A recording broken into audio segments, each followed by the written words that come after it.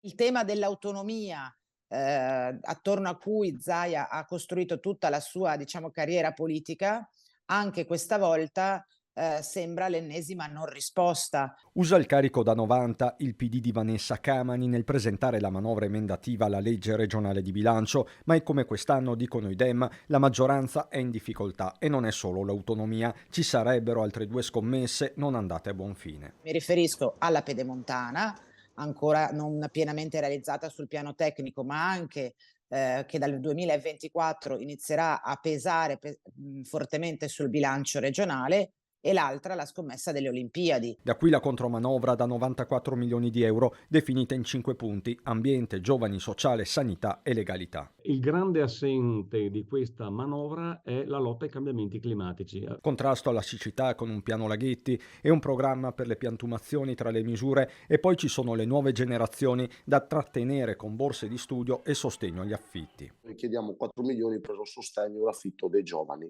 perché altrimenti questi dopo prendono e scappano via se non riescono ad esprimersi. Connessa l'altra priorità, quella del sociale, con 4 milioni per le rette negli asili, speculare la situazione nelle RSA. Sul fronte sanitario invece la proposta è quella di un tavolo per le liste d'attesa, risorse ad hoc per dipendenze e salute mentale, e ancora la gratuità dei test prenatali e l'altro aspetto importante è il test per quanto riguarda lo screening mammografico e quindi diminuire l'età per intervenire. Infine la legalità in un territorio dove parlare di mafie non è più un tabù, e così si chiedono maggiori controlli nello smaltimento rifiuti e per la lotta al caporalato, cartina di tornasole anche la sicurezza sul lavoro. Pensiamo all'adeguamento del personale Spisa, qui proponiamo un investimento di 3 milioni di euro.